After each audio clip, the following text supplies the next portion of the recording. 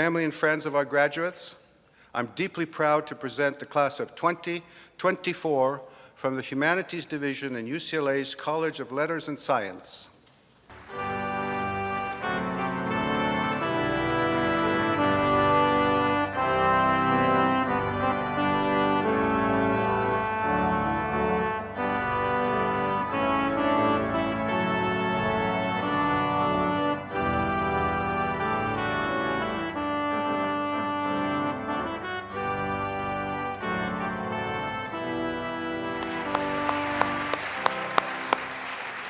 Well deserved.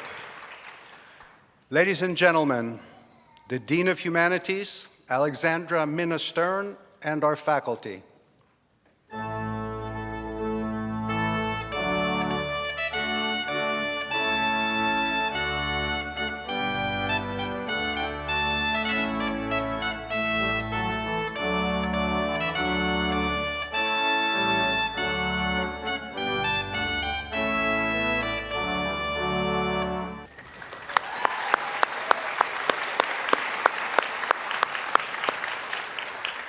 We're ready to begin.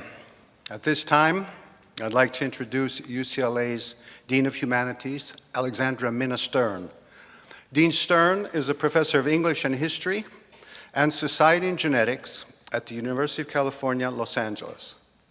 She founded and co-directs the Sterilization and Social Justice Lab, an interdisciplinary, multi-institutional research team that is reconstructing and analyzing the history of eugenics and sterilization in 5 U.S. states.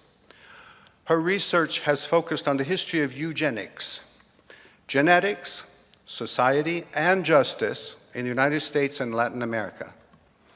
Through these topics, she has explored the dynamics of gender, sexuality, race, ethnicity, disability, social difference, and reproductive politics.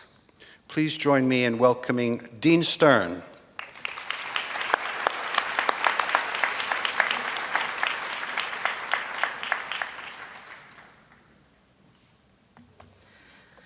Thank you so much, Tom. Good afternoon and congratulations.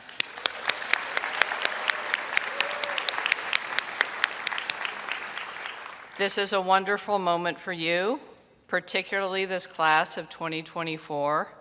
I know what all of you have been through, starting in COVID and proceeding through tumultuous times in the world and on our campus, so I salute you for completing your degrees.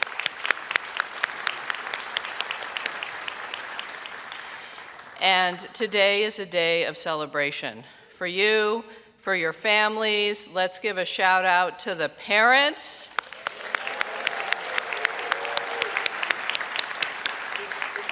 The family members, the loved ones, and the community that is here with you today. I know they've also put in a great deal of effort to get to this moment. So I have the pleasure of introducing our keynote speaker for today's celebration, David Schaberg.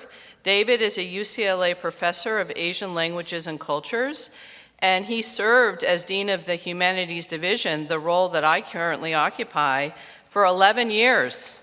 And I am so appreciative of his leadership and all that I have learned from him in the time that I've been at UCLA. He's been a faculty member at UCLA since 1966, and he has since 1996, sorry. That's my birth year. I'm always saying 1966. So sorry, David, I didn't mean to age you so quickly. So 1996. And he's published articles on early Chinese literature, historiography and philosophy, as well as Greek-Chinese comparative issues. David earned a BA from Stanford University in 1986 and his PhD from Harvard in 1996, and soon after joined UCLA. He's the author of many books and articles, including A Patterned Past, Form and Thought in Early Chinese Historiography, which he published with Harvard. It was awarded the Association for Asian Studies Levinson Prize for Books in Chinese Studies. And with Stephen Durant and Wei Li, he translated Zhao tradition, Zhao Zhan, with University of Washington Press, which also won an award. I see a pattern here, from the Asian Studies Patrick Hanan Book Prize for Translation. He's currently working on research that addresses changing accounts of the spring and autumn period history in early China. And please welcome, let's give a hearty round of applause for Professor David Schaberg.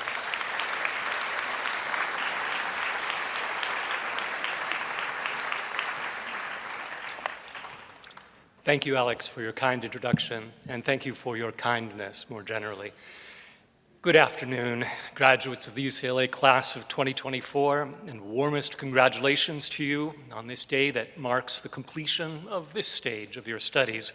It's been a long road for you to travel through both the ordinary challenges of growing up and getting an education, and through the extraordinary stresses that these recent years have imposed, specifically upon your class.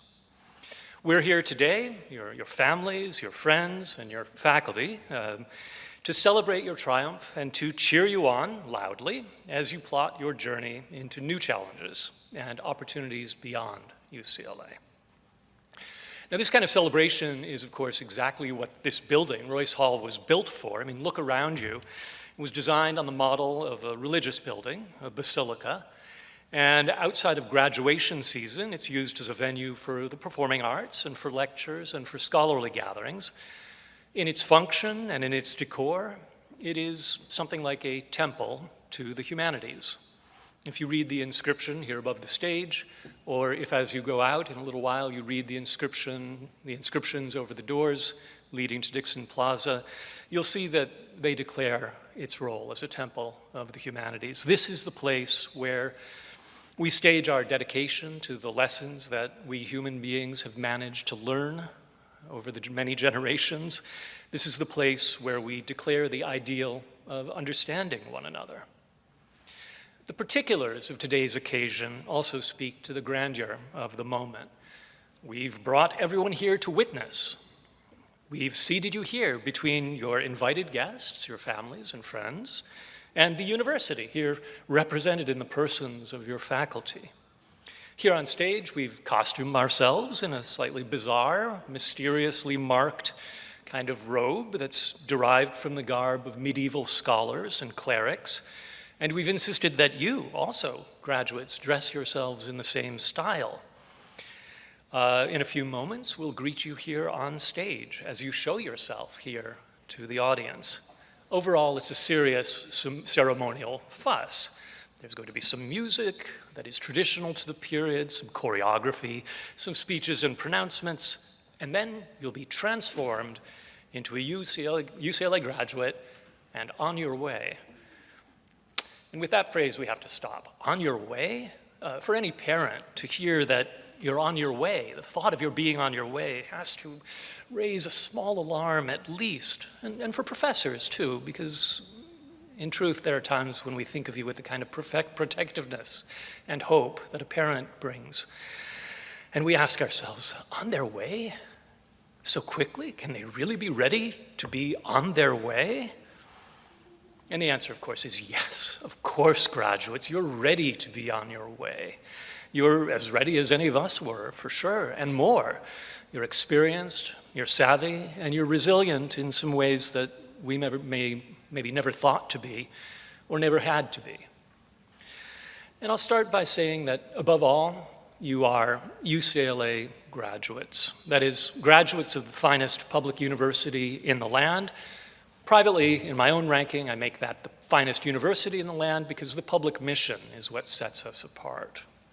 You have lived in and contributed to an environment that systematically identifies and supports intellectual excellence. You know how to recognize it, you know how to embody it. The spirit of excellence has also played a part in forming you, and it will travel with you as you go beyond UCLA. Beyond being UCLA graduates, and more specifically by being UCLA graduates in the humanities, you can be said to have made yourself into a certified, credentialed, card-carrying humanist. And that marks certain habits of mind and brings with it certain intangible powers and privileges. I'm just going to take a few minutes to point out what some of those are, by way of confirmation and encouragement. You've been trained intensively in what must surely be the most fundamental technique of the humanities, and that is the art of seeing things anew and seeing things for yourself. You know that in our classrooms, whether in philosophy or in art history or in my field, Chinese literature, it always matters that you get your facts right about your subject. But what really brings joy and glory and a feeling of accomplishment is when you see beyond a surface, when you discern a pattern, when you draw a consequential conclusion, maybe discover or produce something that no one else could see before or has seen before. And when you do that in successful communication with others. That's the baseline creativity of the humanities, finding a new understanding and showing it to other people. Humanities is where the truth includes you and the people around you because you're the ones grasping it and living in it and sharing it.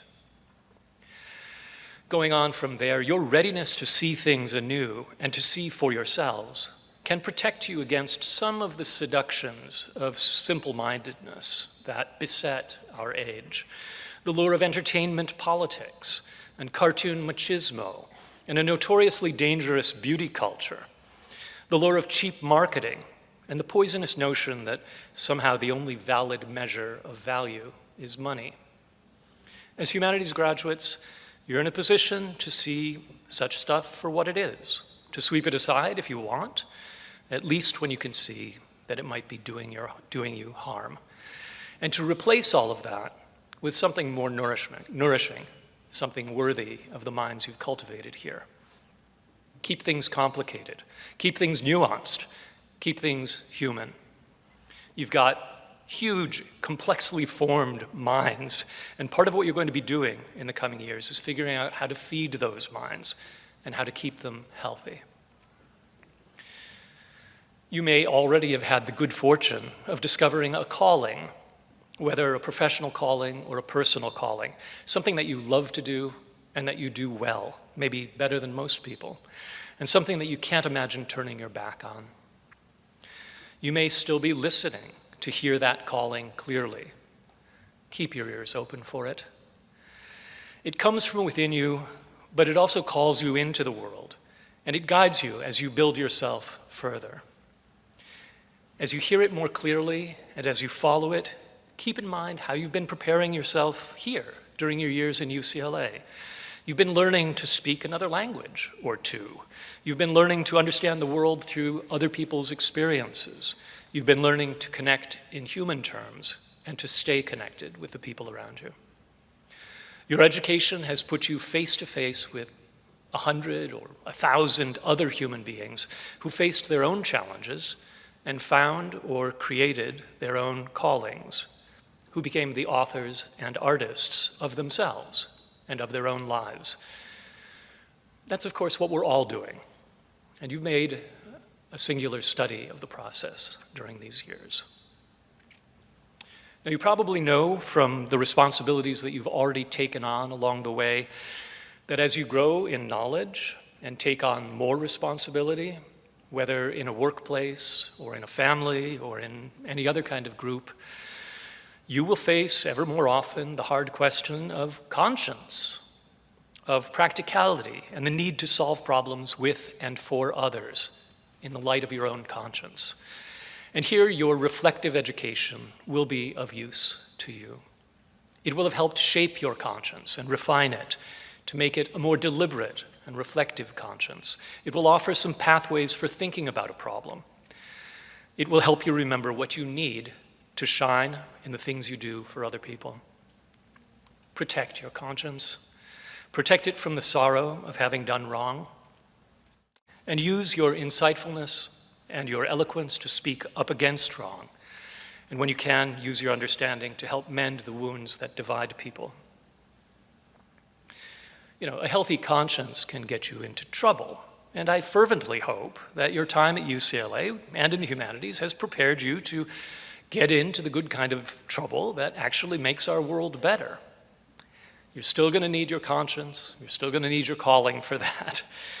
But in the face of hatred and dehumanization, it can be your special role to reply with love and with a reassertion of the duties that we have to each other.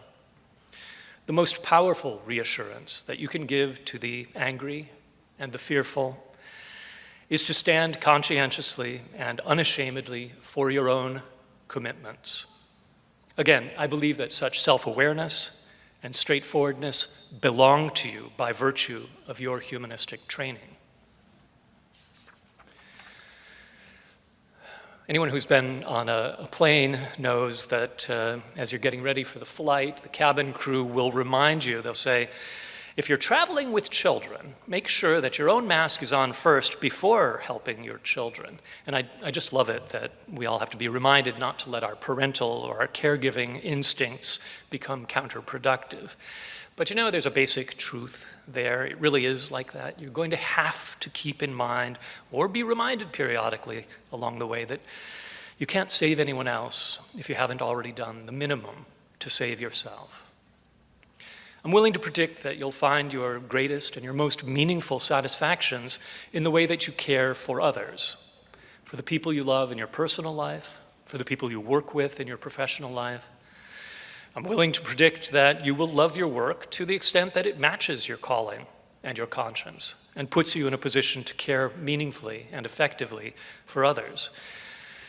But I'm also saying for certain that in order to do these things, you'll need to maintain a sturdy regime of self-care, an ability to call a time out from the immediate striving, to conduct a round of reflection and reevaluation, maybe just to rest up for the next move, maybe to relax and love life for a while. In these times, too, I'm confident that the literature and the art that you have loved during your years at UCLA will continue to be a refuge and a source of renewal for you. So today, as you prepare to walk out through these doors onto Dixon Plaza, and as your experience of college becomes your memory of college, let your history as a UCLA Humanities student be a constant source of power and of provocation for you.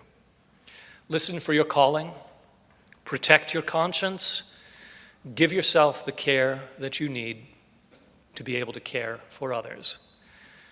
These are a few of the things you'll need as you step across this stage and go on your way.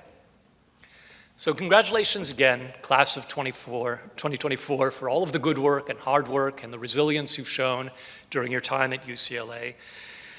May you bring to everything you touch more care, more understanding, more generosity, and above all, more humanity. Thank you, and congratulations again.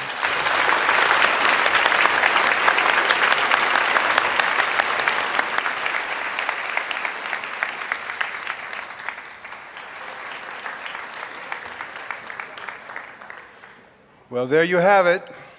Thank you all. We didn't plan it this way, but we kept the most vocal, enthusiastic group for the end. That's the way we like to do it. It's my pleasure at this moment to present all of you wonderful students as members of the UCLA graduating class of 2024. You've made it, you've arrived. Congratulations. Please stand and be acknowledged by your family and friends.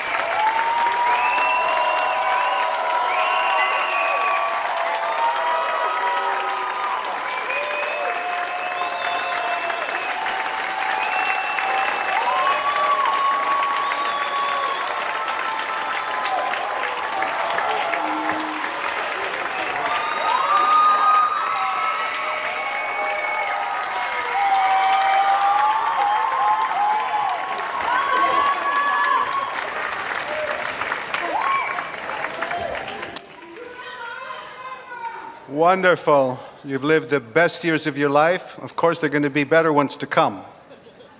And we're going to meet outside. At this point, if you'll all be seated, we're going to ask that the guests first remain seated until the graduates and the official party have exited the theater. This concludes our celebration program. Thank you all for joining us today, and very best wishes to our graduates. Once again,